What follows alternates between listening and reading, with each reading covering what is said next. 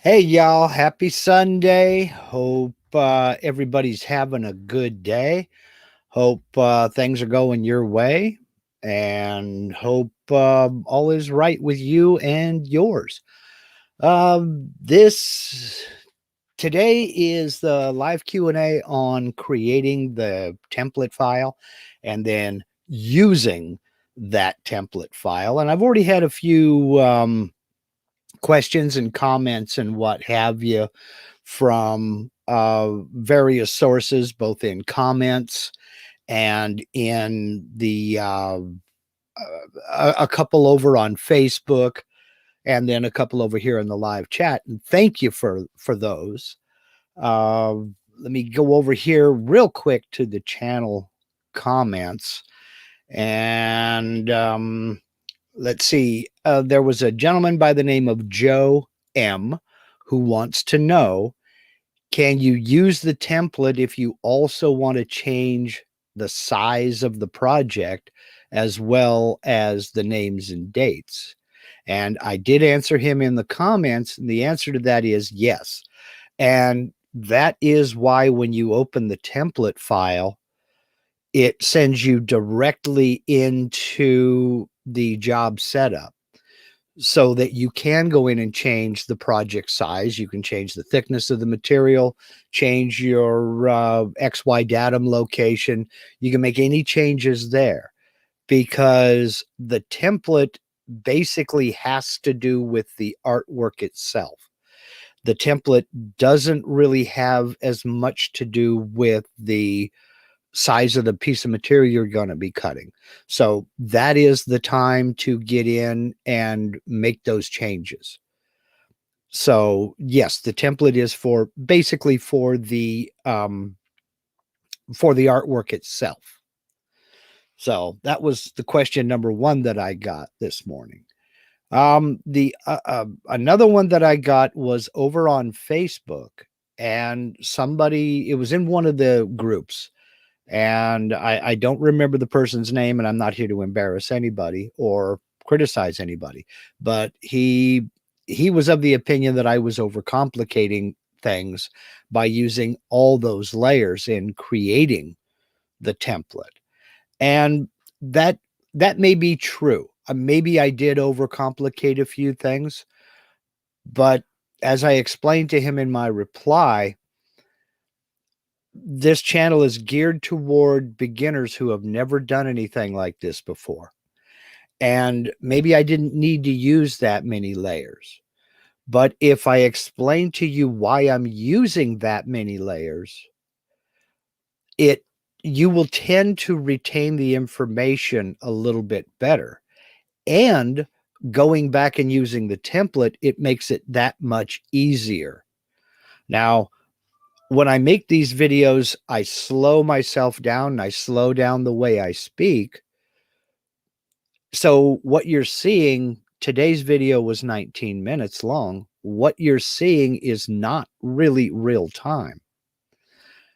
If I create the template, then open up that template and go into change names and change dates and change text and fonts and all that other good stuff, you make the template once.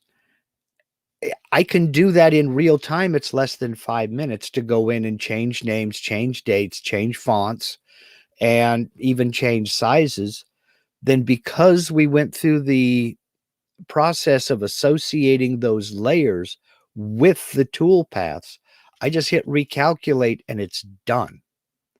So, yes, it's a lot of work to set up the template. He was of the opinion that the template was a waste of time as well. And fine, I do understand that. Um, there are almost, but not quite, about a million ways you can do things. And by setting up the template, it just makes repetitive work a lot easier to do. If you don't do a lot of repetitive work, then no, it doesn't make a lot of sense to go through and make a template. If you're not doing a bunch of stack text signs, it doesn't make sense to create a template. If it's a one-time thing and you're done, then don't bother with the template, create the project and cut it. But if you're going to be doing them over and over again, and that's kind of the essence of CNC. I tell people that this is one of those, if you build it, they will come type of a things, because when you get your CNC and you start making projects, when people start seeing what you can do, they will come up with 100 projects that they suddenly need yesterday. So if you make one stack text sign and friends and family see it, believe me, you aren't, it's like potato chips. You are not going to make just one. You're not going to have just one. You're going to keep doing it. So by creating the template, it makes it easier for you the next time around. And as you saw in the video this morning, it's real quick. Like I said, that wasn't real time, but in real time, it's less than 5 minutes to change names, change dates, recalculate, save new G code, and go. Now, I didn't show the process of saving G code. And in fact, it was Rick French who asked me a question via PM last week sometime about grouping the, let me bring up Aspire here so you can, rather than trying to describe what I'm talking about. Okay, I will go into, now I got to get back over here to you guys. I've got to get me a Stream Deck so I can just hit buttons and use keyboard shortcuts here. So share screen, and then, and share all that. Too many buttons to push. And it's this one right here. Okay, make sure I'm sharing, and I am. When it comes time to, like, for instance, I have this toolpath here that uses a 1/4 inch end mill, and then I have this bit here that uses a 1/4 inch end mill. You can group these toolpaths to where all of the toolpaths that use the 1/4 inch end mill are on the same piece of G code. And then the same with the 1/8 inch, and then the same with the 16th inch bit. You can group all these up so you minimize the number of tool changes you have. I'm going to be showing that in a future video. It won't be the next one, but I'm going to be showing that in a future video when we go outside and we actually cut the, not the Williams sign, but the Lindsay sign. So yes, you can group these together to minimize the number of G code files you have and to minimize the number of tool changes. So, and that was a good question and a good point to make, Rick. And he did try it, and according to him, it did work very well for him. So, but I just haven't gotten to that point yet. So, okay, let me get back over to you guys now. Let's see. Dave Gatton, good to see you in the chat. For those of you who have, let me take a pause here. For those of you who have clicked that link down in the description of this video and have donated to the GoFundMe to help Dave out in his recovery from quadruple bypass surgery, I want to give my sincere thank you to everybody who has done that. And I want to say that the link is there. It's going to stay there for a while. Dave is at almost half of his goal. And if you have a few extra dollars you'd like to donate to the man, the myth, the legend, my CNC guru, I know he would appreciate it, and I personally would appreciate it. So it's great to see you getting back in it, getting back into it, Dave. He posted a video the other day with him making a chess piece out of his, with his rotary axis, and I was really happy to see that you're back out in the shop. So great, thank you. Okay, let's see. Let me go into the questions we have here for this week. Norm Peterson says, I'm finally building my tool database. One thing I've not been able to find are feeds and speeds. Are feeds and speeds the same for an upcut and downcut bit of the same size? Generally speaking, yes, they are the same. You may have different, slightly different settings. It's feeds and speeds are one of those things that don't stay static. It's not a set it and forget it kind of a thing.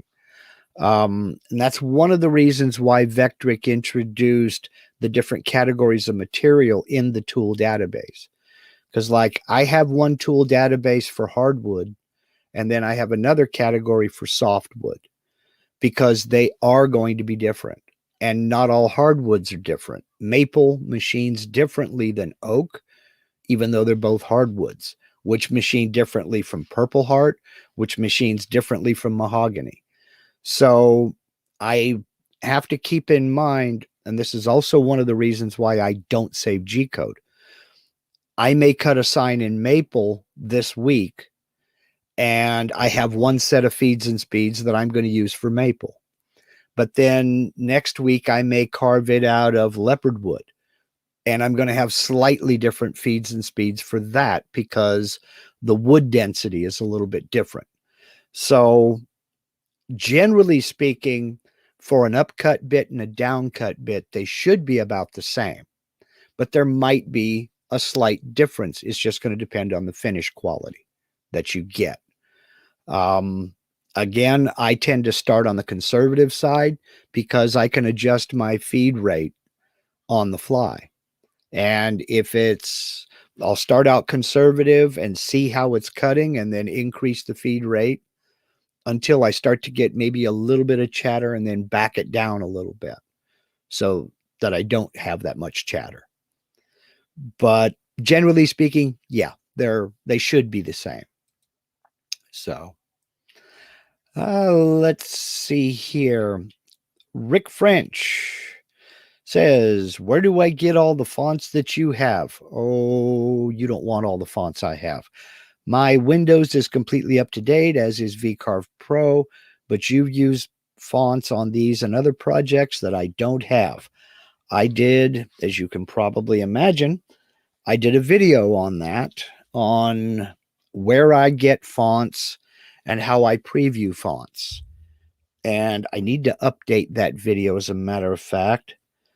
I will put a link to that video in the description of this video as soon as we're finished live here.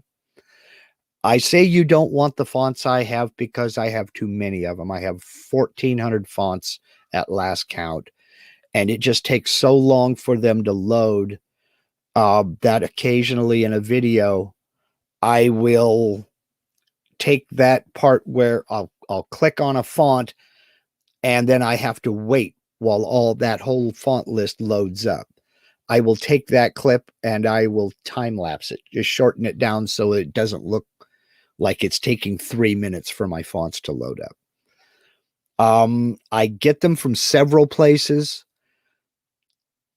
Basically, the Vectric software accesses all of the fonts you have installed in Windows. So if you download a program like, install a program like Photoshop, any fonts that come with Photoshop are installed, and those are available in VCarve or Aspire or Cut2D. If you install a word processor that comes with fonts, those fonts are installed. So basically, a lot of the fonts I have came from other software. Some of them I went online and downloaded myself. If I needed a particular font for a particular project, whether somebody requested it or I just found this font that looked cool, they come from all kinds of different sources. So Windows may be up to date and VCarve may be up to date, but the fonts are installed in Windows. So, just whatever sources. And I mean, you can drive yourself crazy with that. I don't know if you still can, but you used to be able to go to like Office Depot or Staples and buy a DVD with like 40,000, 50,000 fonts on it. I don't know anybody who needs that many fonts, but I know a few people who want that many fonts. So, the problem is they have to be installed on the computer. You can't just put the file on your computer. You have to then right click it and click install. Then it installs it. But I cover all of that in that video. And I'll put a link to that video, as I said, in the description of this as soon as we're done live. So, let's see. Thomas Grimm wants to know, is there a way to capture the text of your soundtrack as the basis for a checklist for the process? I don't know if there is a way for you to download a copy of the closed captions. I really don't know, because I go through and I edit all those closed captions. There may be a way. I'm really not sure if there's a way for you to automatically do it. But this was a question that Rick French brought up in a comment on the YouTube channel, or on the video rather, this morning. And let me go ahead and bring up Aspire again. And then I'll screen share again. And get everything set up here. I need a Stream Deck, Dave. All right, let's bring this up to right here. You can enter notes in the file. If you have ever downloaded one of the free files from Vectric, when you open it up, a note pops up the minute you open up that file. And to do that, we go here to Edit, and then come down to Notes. And this is the little panel right here that you can put notes into this file. And you can type along here. Let's see, I'll just put notes. And I can save that. So I click OK, and great. Now I can come up here to Edit and look at notes, and there's my note. If you want the note to open automatically when you open a file, all you do is you come over here to the very first character at the very top of these notes, then you enter a period, then a space, and you start typing your notes. With that period right there as the first character, that tells the software to open these notes at the very beginning of when you first open up that file. These notes will display. If you don't want it to do that, you just backspace, get rid of that period, or don't enter it to begin with. But so you can open notes and just kind of type out the notes to yourself, step one. Let's see, one. Let's see, text. Oh, no, let's go back and call that up text. Okay, then come down here to bottom text. Just a little note to myself to let me know which order to put it in. Then I can click OK, and everything is fine. Without that period, I have to remember to go up here to Edit and then Notes. If I put that period here, it'll open automatically the next time I open this file. So let me go ahead and save this. And then I'll open a new session of Aspire. And I'll open that note popped up automatically the minute I opened that. Now, you can't print these notes automatically either. What you'd have to do is copy, just select it all, copy it, paste it into something like Notepad, and then print it if you wanted to print it. But That's how to get those notes in there. Personally, I prefer to like have Notepad open. I got it right there. I put it on my quick, and I'll put my notes in right there and edit my notes, then copy and paste it into the notes on the file. And that makes it easy for me to print. But I will look into it. Don't want to save that. I will look into it and see, is there a way that you can automatically download a copy of the closed captions? Is that really something that folks would be interested in? Would be to get me to get a copy of the closed captions, the text, a transcript of the closed captions. Because if it is, I may look into doing just that, because I download them. I can download them. But if it's something that you guys would like to see offered on the website, I can do that. So just let me know. Let's see. And we kind of cruise down the road here. Mario Montoya, hello from sunny Livermore, California. I used to live, in fact, I grew up just on the west side of the mountains from you in Fremont. I had relatives in Livermore. So that's my old stomping grounds. Let's see.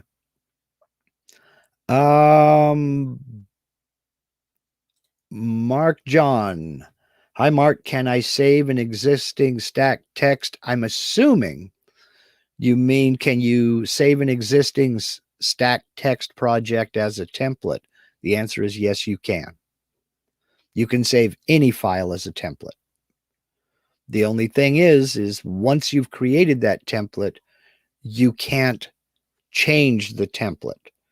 You would have to start the file like I did this morning, make your changes, save that as a new template if you want to, then go from there. So I hope that was what you were actually asking. So let's see. Be Danger, is your shop up and running? I'm guessing you're asking. No. However, there will be an update next month. Not quite ready for an update, but there should be one next month, towards the end of the month. Film at 11. Let's see. Percy Kuka says, following you got me from a complete novice a little over a year ago to getting pretty good at what I do. Can't thank you enough. Well, thank you, Percy. And that is the best thanks you can give me. That's why I do this. I've told this story a few times. I was just getting into CNC myself, and I started talking with private messages and things like that with the guy who lives in a town about 100 miles away from me, just far enough to where I couldn't go visit him to help him out. And he was getting so frustrated with his machine and getting so frustrated with the control software that every time I helped him with the problem, he would have 2 or 3 other problems, and his frustration got to the point to where one day he just shoved the CNC off of the stand into a wheelbarrow, took it out and dumped it on his burn pile, and was going to torch the whole thing. Well, I talked him out of that, and he ended up selling it to somebody else for, in my opinion, a criminally low price, because he thought it was too much for him. It was over his head and he would never learn it. And what I tried to do, that was the whole basis for this channel, was to try to show people that, look, if I can do this, you certainly can. 7 years ago, I'd never been in the same building with a CNC router. And because of Dave and a couple of other people, but mainly because of Dave Gatton. I've built 3, and I'm very comfortable with them now. So if I've helped anybody to get over that first fear or nervousness and actually make something, I've done my job. And I appreciate that, Percy. I really do. Thank you for letting me know that. So let's see. David Pingle, do notes attach to a template? Yes, notes will attach to any file. The only thing is, if you have created a template, I don't believe you can, if you've already created the template, I don't believe you can add notes to it. I don't think you can. I think you would have to save it as a new template and delete the old one. But that's not a problem. Mark John says thousands of fonts for free at Google Font. Yes, that's one source. There are a bunch of others. I don't get online and look for fonts. Yeah, I treat fonts like I treat tools. If I need it, I go look for it. If I don't need it, I leave it alone, because you can go overboard. So let's see.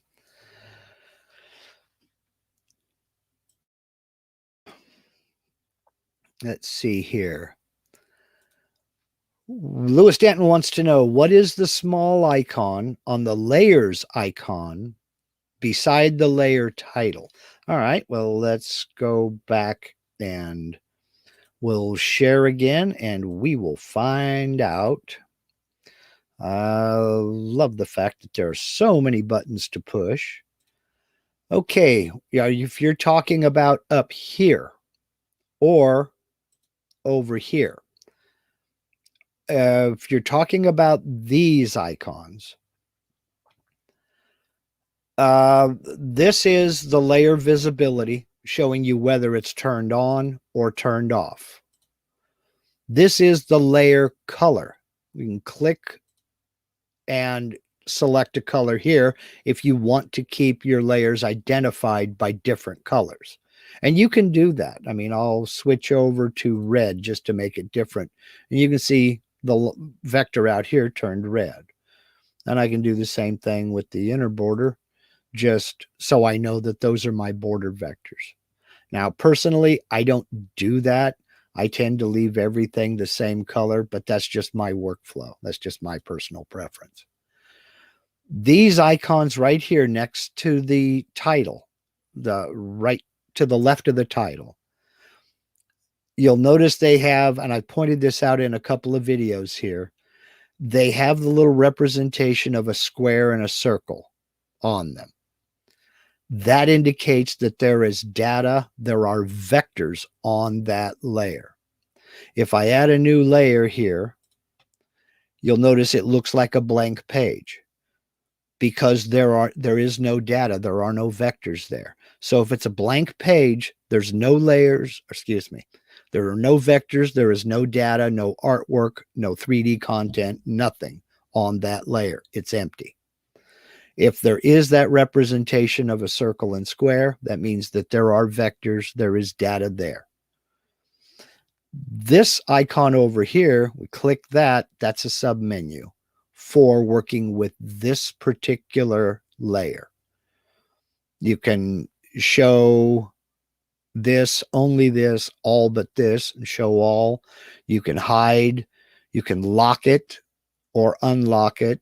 You can insert a new layer there, delete it, rename it, or what have you. What I'm going to do is I'm going to delete it because there's no reason to have it. It's just an empty layer. Those icons are also up here in the layer manager, and they mean the same thing. Visibility, layer color, whether there is any data, vectors or artwork, 3D model, what have you, or 3D component on that layer, and then the submenu. So, hope that helps you there. And let me come back over here. Kool-Aid, holy cow. Thank you very much for the super chat, sir. I really, really appreciate it. Wow. Thank you. I do appreciate it.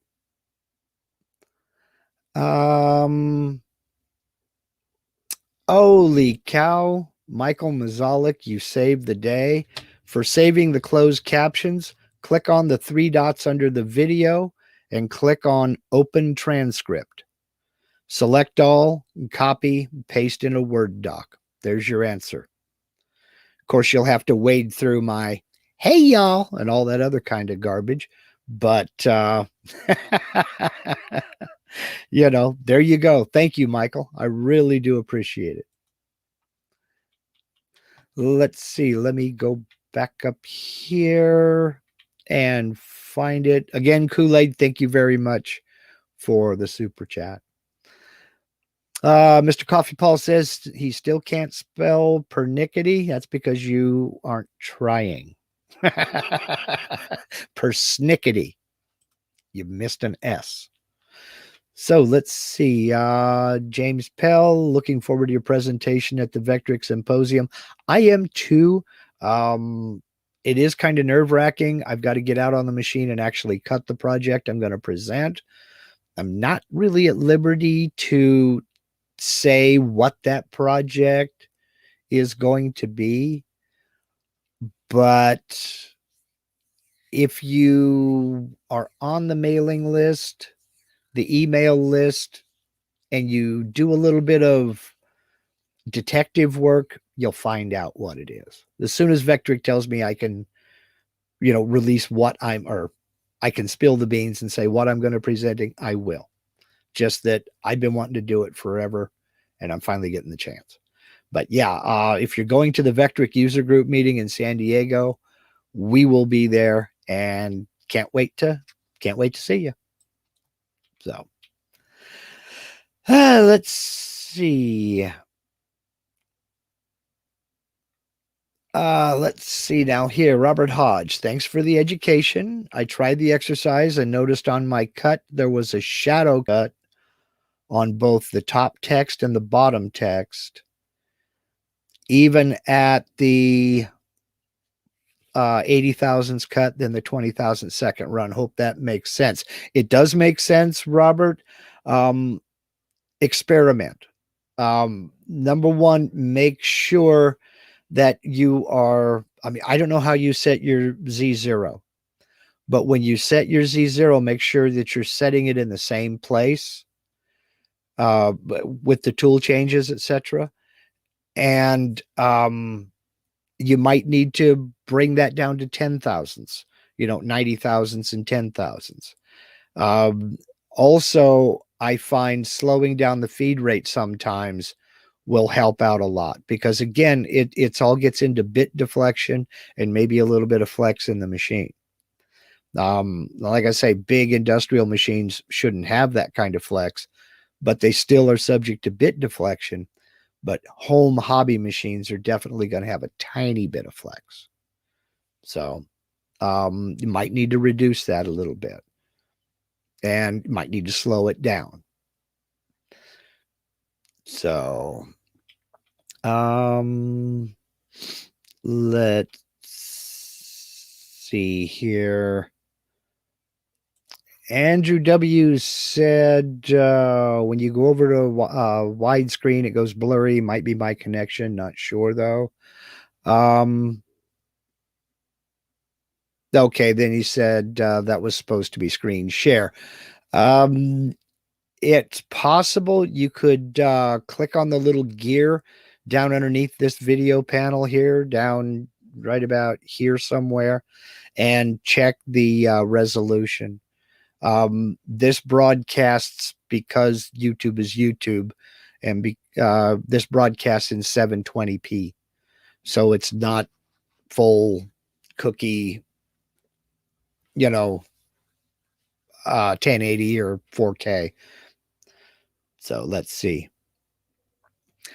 Let's see now here. Phantom 4 wants to know how we get on the email list. It's not my email list. It's Vectric's email list. If you have a licensed version of the software and you have created your V and Company account, you should be getting a monthly email from Vectric saying what's coming up, unless you have changed that in your marketing preferences. If you have set it to where you don't want them to send you emails about upcoming events and things like that, then you may not have gotten that email. But that comes from Vectric, not from me. I don't do email lists. I don't collect data. If you've gone to my website and downloaded any free files, or if you've purchased any of the files that I have for sale there, I don't save any of that data. I don't sell it to anybody. I don't collect it. I'm greedy that way. It stays with me. Actually, it doesn't even stay with me. Once the transaction is finished, whether it's a free file or a paid file, all that is flushed. I don't save any of that. So that's gone. So, okay. I think that is all of the questions. If you have anything else, please, by all means, go ahead and ask away. We've been at this for 38 minutes, including the little 2-minute silence there. I still have to do a pre-roll video, and inside baseball, I need to ask you about that again, Dave, because I don't remember a couple of the things we talked about. That was a while ago. So, okay, let's see. Again, I'd like to thank Kool-Aid for the super chat. I really do appreciate that. And I'd like to thank everybody who has clicked those donation links down in the description. You guys really have gone above and beyond. And I'll said it before, I'll say it again, and I'll continue to say it. I have the best viewers on YouTube. You guys are just the best, really are the best. So let's see what Lewis says here now. When you have two roughing tool paths, can you run both paths with the same size bit to keep from changing bits? Yes, Lewis, and that's exactly what I meant earlier. And Rick French did some due diligence, and he tested that theory. And a little bit down the road, when I actually cut this sign, I will show that you can group all of the bits, all of the tool paths that uses the same bit for like the top text and then the bottom text. You can group those and produce one set of G code. So you only have that one tool change. Then for the 1/8 inch bit, you can group all of those, generate one piece of G code for everything that uses that bit. The only exception to that is your cutout toolpath that's going to actually cut the piece out away from the rest of the material. I always make that its own separate piece of G code, and that's the last thing I run. You don't want to cut out your part while you still have more carving to do. So that's always got to be the last one. So, boy, Phantom 4, thank you for the super sticker. I really do appreciate that.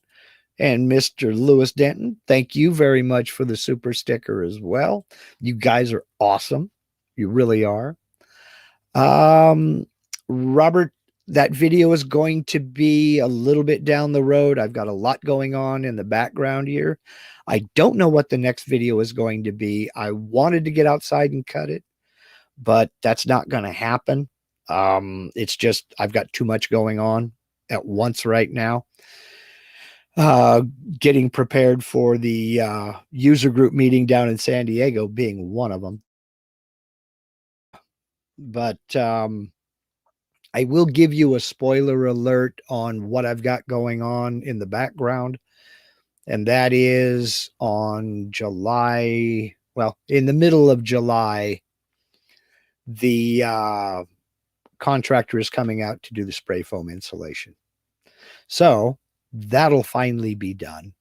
Then I get to sheathe and then lay the flooring and then start moving stuff in. So just a little spoiler, the middle of July, the contractor's coming to do the insulation. Thank you. This is almost done. Rick French, thank you very much for the super chat. I really appreciate it.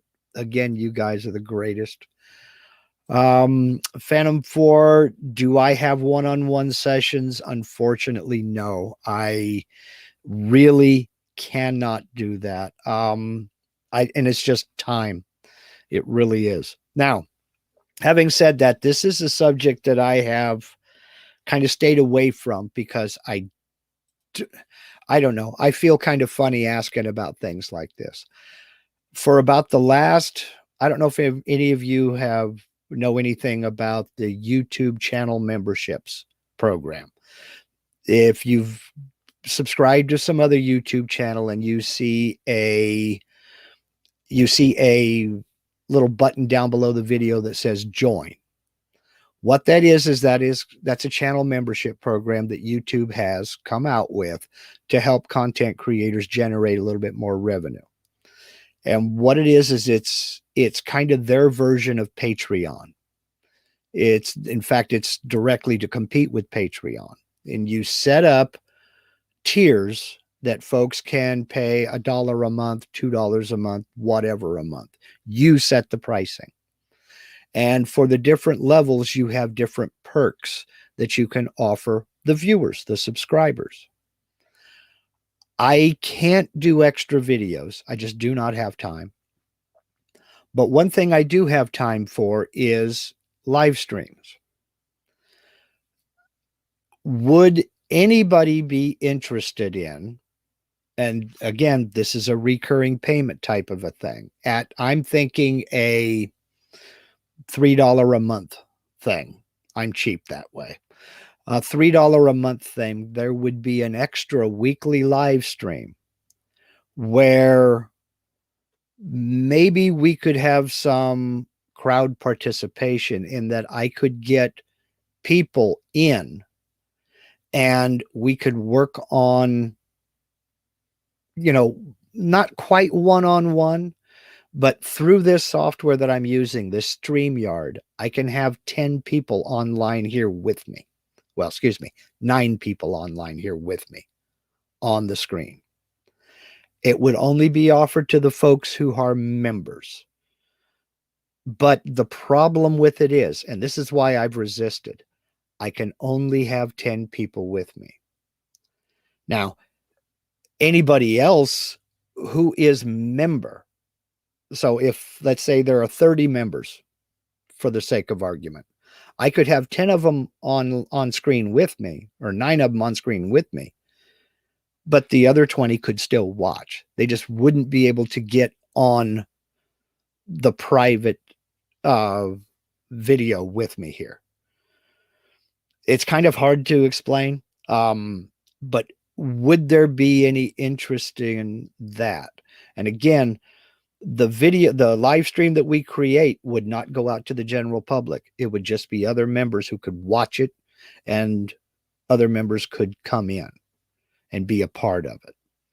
Is that something that would be of interest? Because that's about the only thing I have to offer. That's why I've resisted setting up a Patreon, because I don't really have any perks to offer people. And I think you should get something for if you're going to, pay $2, $3, $4 a month, whatever. So if that's something that there's interest in, I can see a few people are saying yes in the chat. Let me kind of flesh out the idea, and I will make a community post about it. I don't post much on my community tab at all. But I will do I'll gather my thoughts and do a much more eloquent post about it on the community tab, and see what everybody thinks. And if there's enough interest, then I'll go ahead and finish up the I've been eligible for the membership for about a year now. I just have not put it together because I kind of feel funny asking for money. I don't do that kind of thing. So, okay, well, it's looking like folks like it.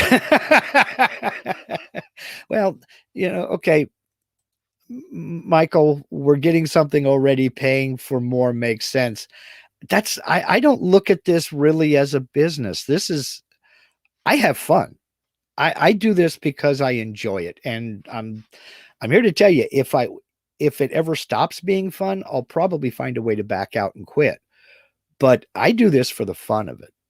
And because I seriously want people to succeed, and I seriously, sincerely want folks to know that you can do this. And if it comes down to, getting a few people on the air with me on a live stream, and you are able to share your screen and you can show me what you got going on in VCarve, Aspire, Cut2D, whatever. And we can kind of do a little think session here and get it worked through. I'm more than happy to do it. But I can't really go one-on-one because I just don't have enough time. I mean, I'd love to. I would really love to be able to do one-on-one tutoring. And I did a little bit in the past, but I just don't have time to do it now. Things have just gotten out of hand. I'm still working on landscaping projects I've been doing for 3 years. So, okay, well, I'll put it all together and present it. Look for it maybe next month. I'm just going to have to figure on, and that's something else. Wait for the community post. We're going to have to figure out a day of the week. And what would be a good day of the week that doesn't interfere with, the schedule we already have, and, other things, because, family comes first and people have lives and what have you. And I'm not here to bogart all of your time, because this is not a game of dig me. This is a game of, we got to get you up and running and get that machine making money for you. Because if it isn't making money, it's costing money. So, it's something that I'm looking into. So, okay, fine. Let's do it. Now I'll figure it out. I'll write it all up, put it on the community tab, and put it on my Facebook and a few other things. So, let's see. I'm sure others feel the same way, but I look forward every Sunday to see if you posted a new exercise. I post every other Sunday. I had to back away from every Sunday because I have so much going on in private life. You're at the point you're YouTubing that you should be paid. I am. I mean, that's why you see the ads. And just my opinion. Well, and your opinion does count, and it is valuable to me, Robert. Thank you. I do appreciate it. The community tab. Good question. Let me go over here and find it. Okay, now this may freak you out because this is going to be Inception type of a thing. Okay, I'm going to go ahead and, come on, Mark, share my screen here. And audio, thank God I muted this already. Boom, here I am looking at me on YouTube. If you come over and click on my name, that's a link. And this is my main channel page. You won't see those two buttons. Those are for me only. If you look right here, there is the community tab. Click on the community tab, and there are the posts. Last time I posted was 3 months ago. So I will put up a post over here when we're finished going live. It may not be today. It may be in a couple of days. But that is the community tab. And if you are subscribed to my channel, you will come over here and you can see everything that I've put up on my community tab. If you're not a subscriber, you may not see this. I don't know. But if you are a subscriber, it'll also come up in your YouTube subscriptions feed. That's the community tab. I'll put up a post here and just get everybody to put in what they think would be a good day of the week to do it. and, whether it be morning, afternoon, or evening. Please realize that I am on the West Coast. I know most of my viewers are on the East Coast or east of the Mississippi in the Eastern time zone anyway. So if it's too early, there may be an issue because, like, for instance, Dave Gatton goes live for his coffee sessions at 9 a.m. his time. That's 6 in the morning for me. And that just ain't going to happen. So, but we'll figure it out. Just, give me a day and a time and everything else. I'd also like to remind you that this afternoon at 2 Pacific, 5 Eastern, Michael Mazalik, who's out there in the chat right now, is going to be premiering his video on tiling textures that are not tileable. The man, the myth, the legend, the 3D guru. He is the man. So taking those non-tileable textures and tiling them just because he can. So again, there's a link to that down in the description of this video right now. And that starts, he'll be premiering that video this afternoon at 2 Pacific, 5 Eastern. I will be there and hope to see you guys there. And I think I'm going to go ahead and wrap this up right now by saying again, thank you for the super chats and the super stickers. Again, if you have clicked that link down in the description and donated to the GoFundMe for Dave Gatton's quadruple bypass surgery recovery, I thank you sincerely, and I know Dave does too. If you haven't and you would like to help out a very good man deal with some medical issues, the link to that GoFundMe is in the description. And I hope to see you this afternoon at Michael's video, where we'll talk about, where he'll talk about textures. So for now, I think that's it. I think I'll go ahead and say, have a good day. Take care. Thank you very much for watching. Go do something cool, but be back for Michael's video. Y'all take care.